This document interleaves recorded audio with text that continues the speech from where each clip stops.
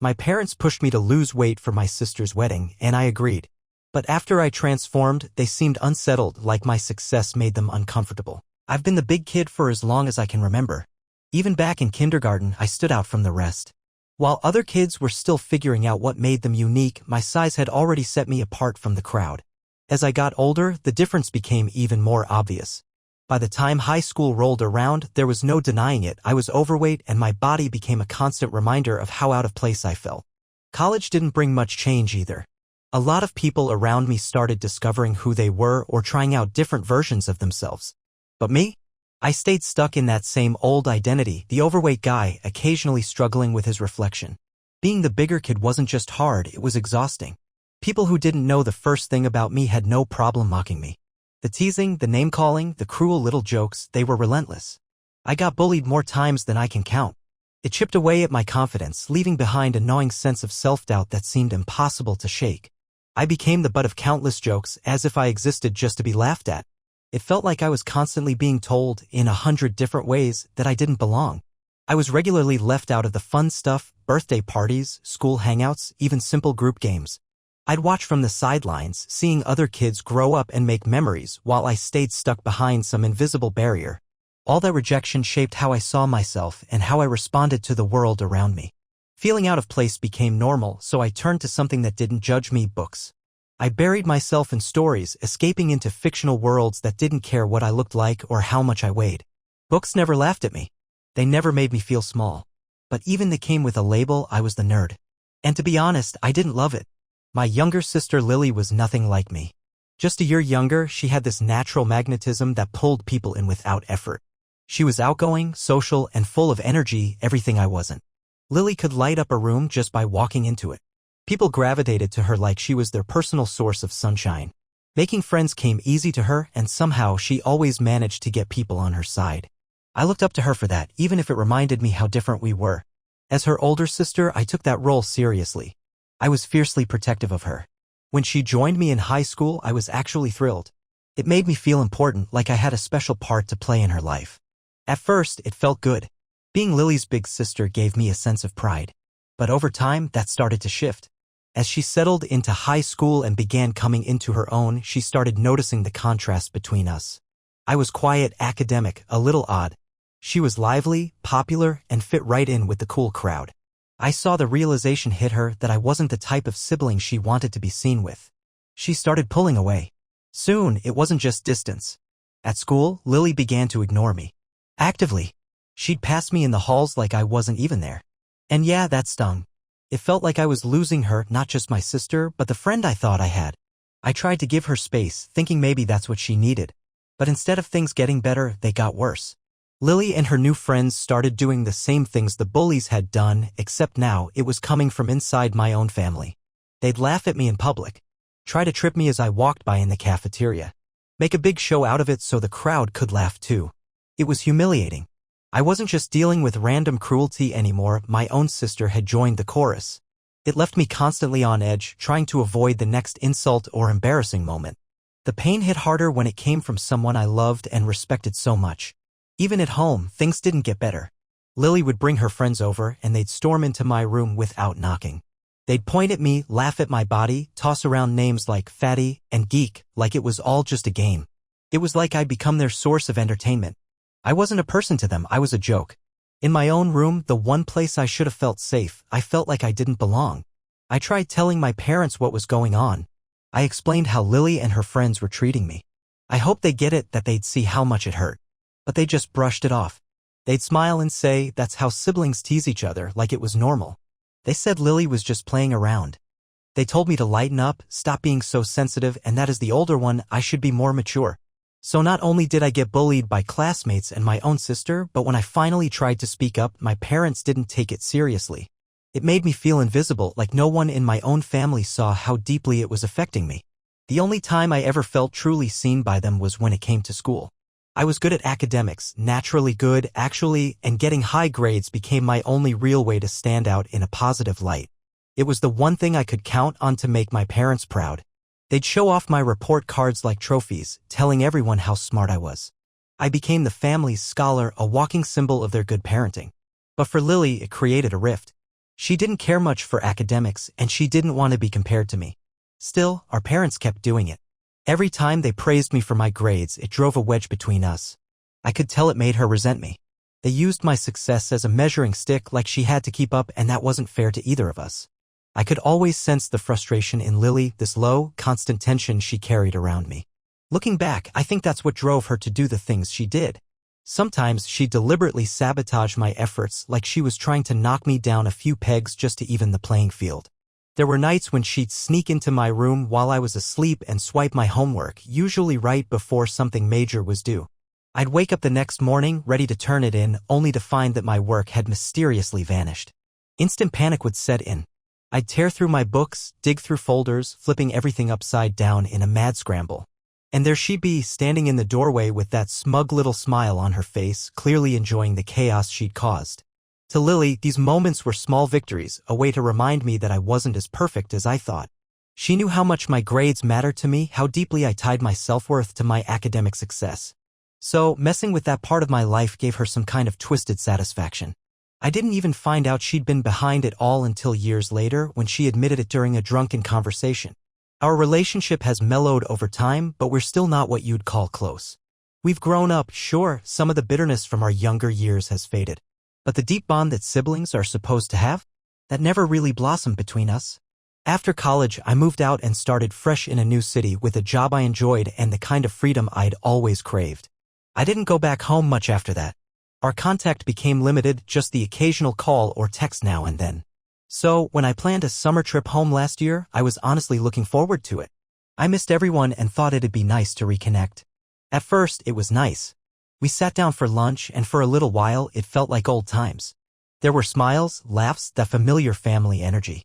But then Lily dropped a bomb. She announced she was engaged. Totally out of the blue. We all thought she was joking at first. But the moment she flashed that ring, we realized she was dead serious. I told her how beautiful it was, and I meant it. I was genuinely happy for her. She'd found someone who loved her, and that was worth celebrating. But the mood shifted quickly. Right after the congratulations died down, she turned to me and asked what I'd been up to. I started talking about my job, how fulfilling my work had been, and how I'd really settled into my life. Then she cut me off just like that. She smirked and said, "I gotta ask, if your life is so great, why are you still fat? Like, if you're really happy, shouldn't the weight be gone by now?" It hit me like a slap across the face. Old insecurities that I thought I'd buried came rushing back. The room went dead silent. I could feel every eye on me, waiting to see what I'd say. I tried to brush it off with a weak laugh, playing it cool. But then my parents jumped in. They started in on me too, saying they were worried I was still overweight, still single, that I might never have kids. I was mortified. Everything I'd achieved, all the work I'd put into building a life I was proud of, none of it seemed to matter. All they could focus on was the number on the scale and the absence of a wedding ring. Their words cut deeper than I expected. After all the progress I'd made, I felt myself shrinking back into the same anxious, awkward teenager I used to be, the one who just wanted a little approval. Then they really drove it home. My parents turned to Lily and praised her for getting engaged before me. They told her how proud they were. Meanwhile, I sat there, listening to them imply, without saying it outright, that I was the lesser child. I'd done everything I could to become someone I was proud of. But somehow, I was still not enough for them. That happy family lunch I'd been looking forward to turned into something else entirely. A painful reminder of wounds that never fully healed. I felt like I didn't belong. Like I was back on the outside. Even here with my own family. And Lily didn't stop there. She kept pressing. "So," she said, grinning, "when are you finally getting married? Do you even have a boyfriend?" It was clear she wasn't genuinely curious. She was mocking me, putting me on the spot for everyone to see. My parents joined in again, agreeing with her. They said it was time for me to find someone, that I was getting too old to wait. They pointed out that Lily, who was younger, was settling down before me. Meanwhile, I, being the older one, was just throwing away my best years buried in work. I tried to explain that I actually liked my life, that my career brought me joy, that independence and passion had been fulfilling for me. I said I didn't need a partner or kids to feel happy. But it was like I was speaking a different language. They didn't hear me. My mom, especially, gave me this cold, dismissive look and said, "What's the point of making all that money if there's no one waiting at home for you?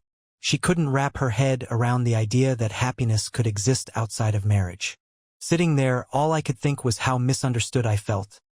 Like my life, my choices didn't count. This was supposed to be my family, the people who knew me best. But instead of support, I got judgment. Instead of warmth, I got ridicule. Lily wasn't done. She smirked and said, "Well, at least have a +1 by the time my wedding comes around." Then she laughed and added, "I don't want people thinking my sister is some sad old lady showing up alone." That one hurt. I just nodded and said I'd try. And that's when my parents piled on again. "Lily's wedding is a year away," they said, as if it were some kind of deadline. "Even if you can't find someone, at least lose some weight by then." They made it sound like losing weight would magically solve everything, that it would help me attract a partner and finally make me acceptable in their eyes. Lily, of course, agreed enthusiastically. "Yeah," she said casually, like she was doing me a favor. "Just drop a few pounds at least." I sat there stunned, humiliated. That kind of deep ache I hadn't felt in years came rushing back. How could they talk to me like that? Was being overweight really enough to make them forget I was still a person with feelings just like everyone else? Did they really think I didn't deserve respect just because of how I looked? I was still me, still a functioning human being trying my best, living my life. I never really saw my weight as a barrier, so I couldn't understand why my family did. I'd even dated men who liked me just the way I was. Guys who found me attractive, who didn't need me to shrink to be lovable. But according to my parents and Lily, my weight was the reason I hadn't found love. They made it sound like no one could possibly be interested in me unless I was thin, and that simply wasn't true. I wanted to defend myself, to call them out for how cruel and wrong their words were. But I froze. I couldn't find the words. Their comments dragged me right back to high school, back to the painful moments when being the fat girl made me an easy target. What I hated most was how casually they brought up my deepest insecurities. Like they were talking about the weather. No hesitation. No thought about how it might affect me. So I just swallowed it down, kept the pain to myself, and let the conversation drift somewhere else. But when I got back to my apartment, something inside me snapped. I started working out with a drive I didn't know I had. At first, I was doing it to prove a point to them. But it quickly turned into something much more personal. I signed up for a gym, stuck to a strict diet, and even hired a personal trainer. She's been incredible, seriously, a godsend. She'd gone through her own transformation and knew exactly how to guide someone like me, tailoring a plan that wasn't just about losing weight, but about building strength and confidence. She reminded me to be kind to myself on the hard days and taught me how to keep going when I stumbled. And for once, everything just started to click. The weight came off steadily, and with each pound, I felt lighter. Not just in my body, but in my mind. My reflection changed, and so did how I felt when I looked in the mirror. I was still me, but I finally felt like the version of me I'd always imagined deep down. My confidence shot up fast.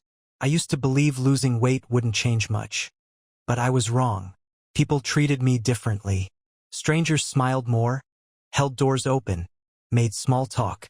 Friends and coworkers started paying more attention, even complimenting me in ways they never had before. I'd be lying if I said it didn't feel good.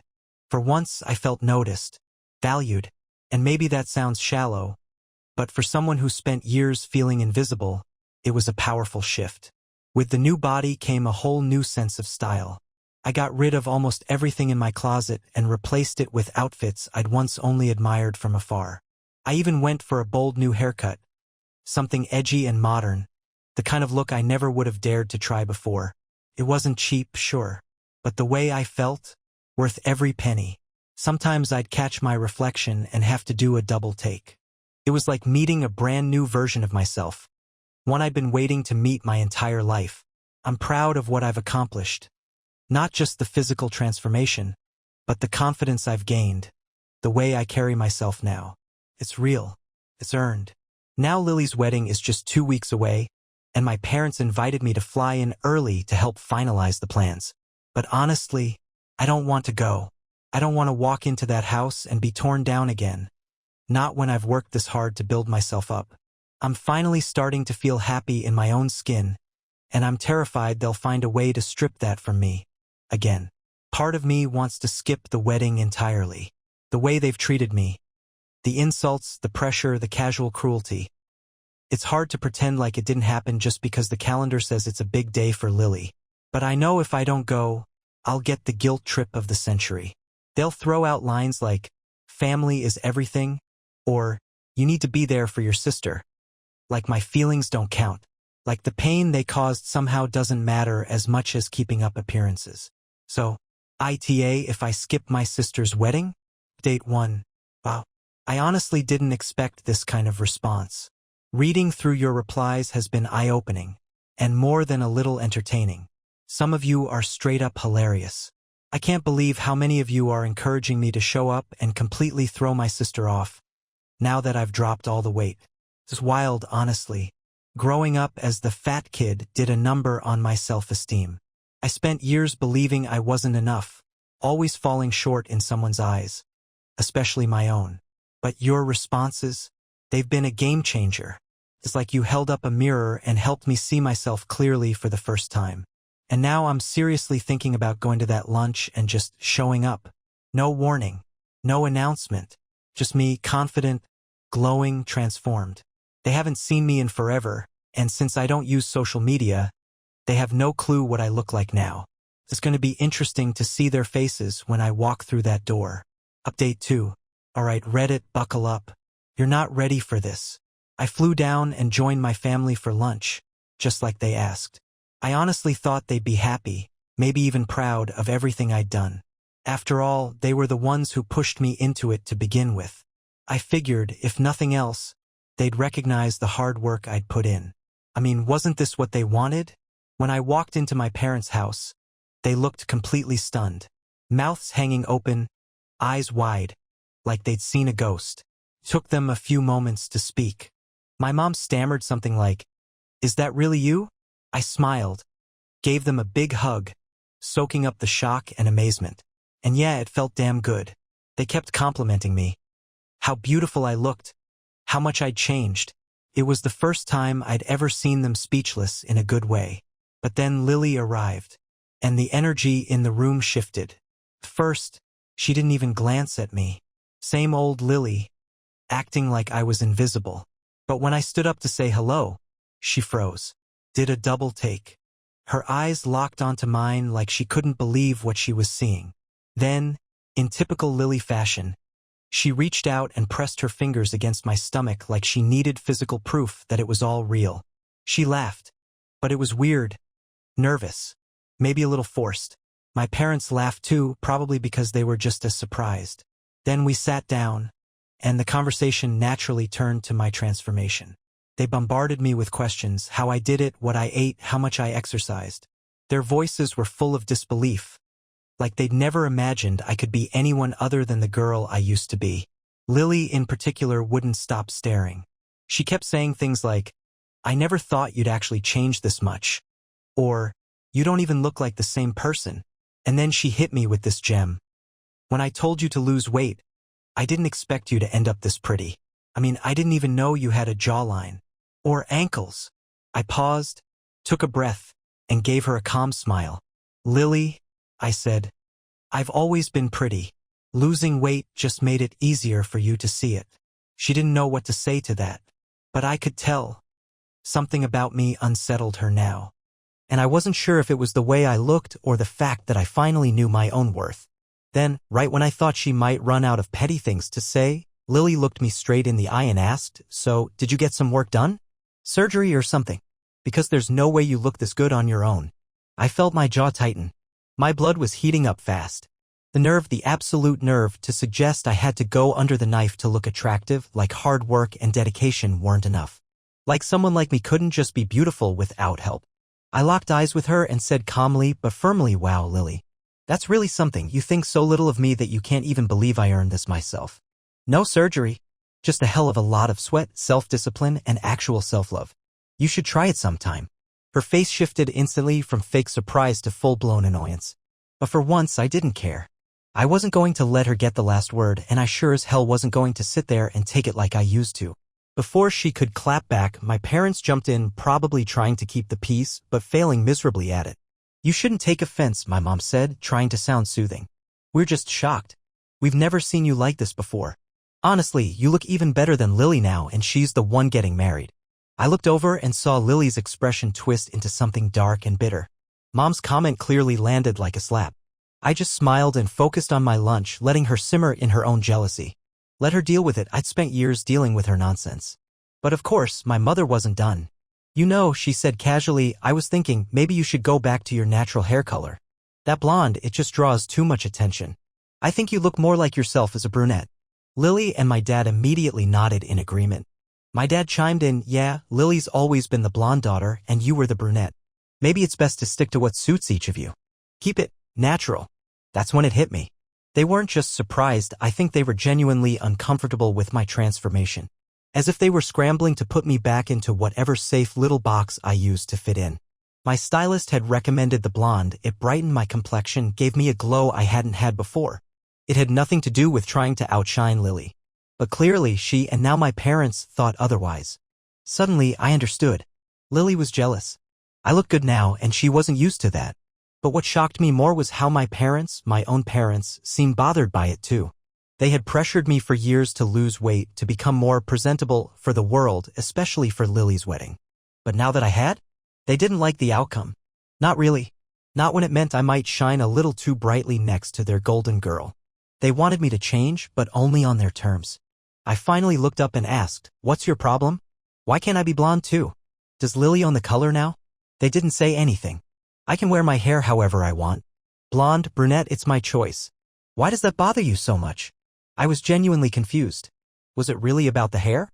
Or was it about the fact that I no longer played the role they assigned me? Then my mom scoffed and said something that just pushed me over the edge. You're just doing this to take the attention off Lily. You know her wedding is coming up and now you're trying to stand out. Lily jumped in right after her, piling on. Yeah, she said sharply. With all the weight you lost, you're already going to be the center of attention. Did you really have to take my hair color too? And of course, my dad chimed in to agree, like always. You're being difficult for no reason. As Lily's sister, you should be more supportive. More considerate. I stared at them in disbelief. This wasn't about support. This wasn't about the wedding. This was about control. They couldn't stand that I had finally taken control of my body, my choices, my life. And instead of celebrating it, they wanted to shame me for not staying in my old role, the quiet, awkward one who didn't steal the spotlight. It's not about stealing anything, I said, trying to keep my voice even, but I could feel the heat rising in my chest. It's about doing what makes me feel good. What makes me happy. But none of you seem to care about that. You're too worried about how it makes Lily feel. I sat back, heart racing, then said the words I'd been holding in for way too long. You know what? I'm done with this. They looked up at me confused, maybe a little stunned. The three of you are so wrapped up in your own negativity that you can't even be happy for me. You asked me to change. I did. And now somehow that's still not enough. I stood up, my hands clenched but steady. The truth is I've always been amazing. Always. But none of you ever saw it. Not until I looked the way you wanted me to. And even now, after all the hard work, after everything I've become, it's still not enough for you. And that was the moment I realized, no matter how much I changed, they were never going to see me clearly. Not unless I forced them to. I stood there for a moment, just taking it all in, everything I had just said. My family sat in stunned silence, staring at me, mouths slightly open. But I didn't care anymore. I had held my tongue for years. And I was done doing that. Since they always had so much to say about me, so much advice, so many opinions, I figured it was finally time to return the favor. I turned to my mom first. My voice was calm, but there was heat behind every word. You know, Mom, I've never said this before, but I can't stand how the skin around your eyes and mouth droops when you laugh. It's hard to ignore. And those crooked teeth? Honestly, it grosses me out. She blinked like she couldn't believe what she was hearing. I didn't give her much time to react before I looked over at my dad. And you, Dad, you're bald. Completely bald. Maybe think twice before you try to lecture anyone about hair or what it should look like. You don't exactly have a lot of room to talk. I saw his jaw tighten, but I kept going. Then I turned to Lily and I let the words go. And as for you, don't ever try to talk down to me again. I used to let it slide, but not anymore.